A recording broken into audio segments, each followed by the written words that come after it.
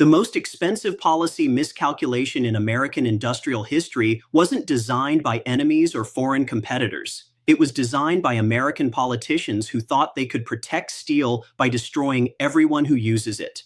What followed was the systematic collapse of American manufacturing competitiveness. I've been analyzing economic policy for decades, and I can tell you that the steel tariff disaster represents something worse than simple policy failure.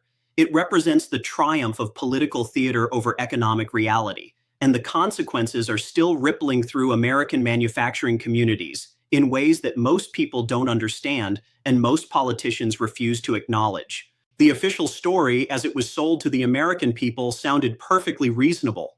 Steel is fundamental to manufacturing. Foreign competitors were dumping cheap steel, undermining American producers. Tariffs would level the playing field, protect American jobs, and rebuild American industrial capacity. If you didn't look too closely at how modern manufacturing actually works, it almost made sense. But modern manufacturing doesn't work the way it did in 1950, and the politicians crafting these tariffs either didn't understand that or didn't care. What they created wasn't protection for American industry. They created a massive supply shortage that made American manufacturing uncompetitive almost overnight and forced companies to choose between bankruptcy and exodus. Let me walk you through what actually happened once these tariffs took effect, because the mechanics matter more than the rhetoric. American companies that depend on steel for their operations suddenly found themselves facing not just higher costs, but actual shortages. When tariffs make foreign steel prohibitively expensive and domestic production can't fill the gap, manufacturers don't just absorb the difference and continue operating, they run out of materials. This is where the fundamental misunderstanding becomes clear. Steel isn't just an input that you can substitute or adjust around. It's the foundation of manufacturing operations in sectors ranging from automotive to construction to appliances. When steel becomes unavailable or unaffordable, these industries don't scale back gradually. They stop functioning entirely. The automotive sector felt it first and hardest. Car manufacturing requires massive quantities of specialized steel that must meet precise specifications for safety and performance. When tariffs disrupted those supply chains, automakers faced a choice that no amount of patriotic rhetoric could solve: find alternative sources of steel or stop building cars. The patriotic option was to wait for American steel production to expand and fill the gap. The practical option was to move operations to places where steel was still available. What happened next should have been predictable to anyone who understands how capital allocation works in a competitive global economy. Companies didn't wait. They couldn't wait. Shareholders don't accept explanations about policy disruptions when competitors in other markets are still producing and selling products. The money moved to where the materials were available, and that wasn't America. Canada became the immediate beneficiary of this American policy disaster, not through any strategic planning or competitive advantage, but simply by maintaining stable trade relationships with global steel suppliers.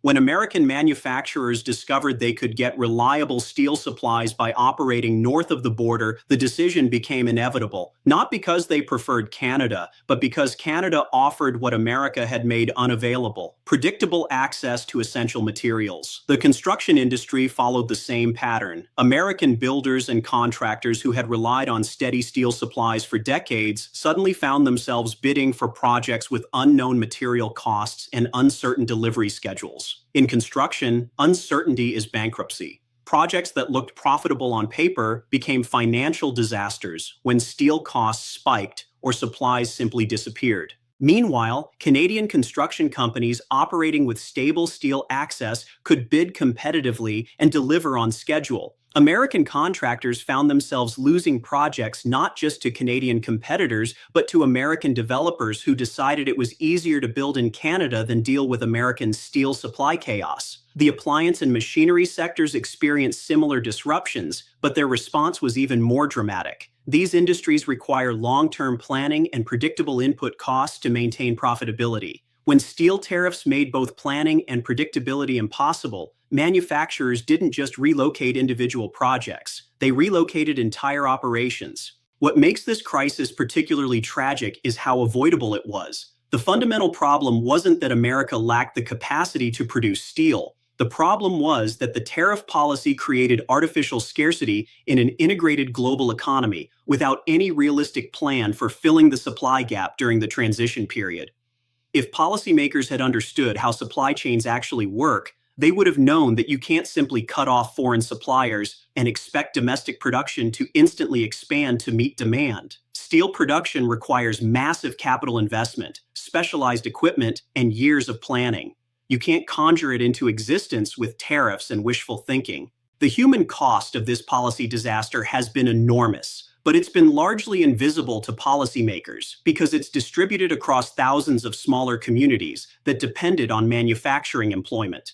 When a steel-dependent plant closes or relocates, it doesn't just eliminate the jobs directly employed by that plant. It eliminates the supplier jobs, the service jobs, and the community jobs that existed because of the economic activity that plant generated. These communities often lack the political influence to make their voices heard in policy debates, so their struggles are dismissed as inevitable economic transition rather than recognized as the predictable consequences of policy choices made without understanding their implications. From a global competitiveness perspective, the steel tariff disaster has had consequences that extend far beyond any individual company or community. When American manufacturing becomes unreliable due to supply chain disruptions, international customers don't just wait for problems to be resolved. They find alternative suppliers who can deliver consistently. Once those relationships are established, they're extremely difficult to rebuild. Canada's manufacturing sector has experienced unprecedented growth during this period. Not because Canadian companies suddenly became more innovative or efficient, but because they maintained the boring competence of keeping supply chains functional, while American policy made American supply chains dysfunctional. The irony here is almost too perfect. The policy designed to make American steel more competitive instead made American steel consumers less competitive. The protection intended to revive American manufacturing instead accelerated American manufacturing decline. The nationalism that was supposed to bring jobs back home instead sent jobs abroad faster than any foreign trade policy ever could have.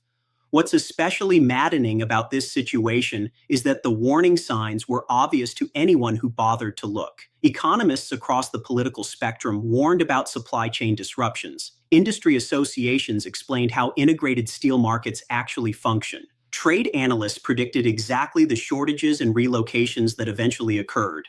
But policy was made based on political messaging rather than economic analysis. And when reality collided with rhetoric, reality won. The companies that couldn't get steel either failed or fled. The communities that depended on those companies suffered accordingly. The promises of industrial revival became the reality of industrial decline. The long-term consequences of this policy disaster are still unfolding, but they're already visible in investment patterns, employment statistics, and trade flows.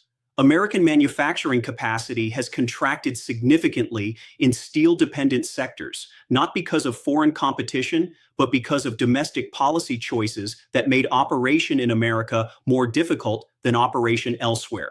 Canada, meanwhile, has quietly established itself as North America's most reliable manufacturing base for steel-intensive industries.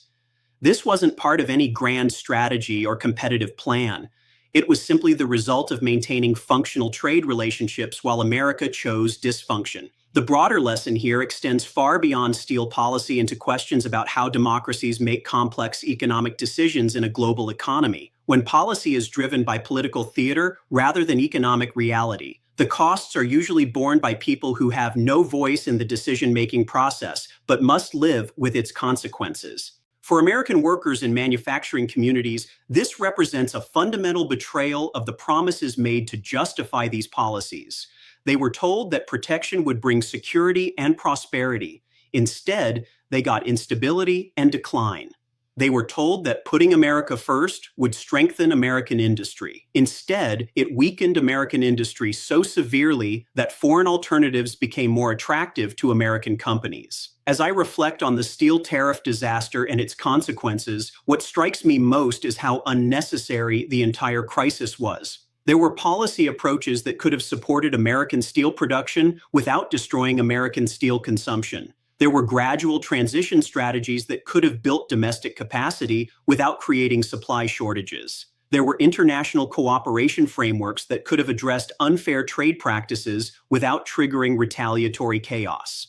But those approaches would have required patience, planning, and a willingness to prioritize long-term economic health over short-term political benefit. Instead, we got policy by slogan, and the slogans turned out to be more expensive than anyone imagined. The cost was paid not by the politicians who crafted these policies, but by the workers and communities who discovered that protection can be indistinguishable from destruction when it's designed by people who don't understand what they're trying to protect.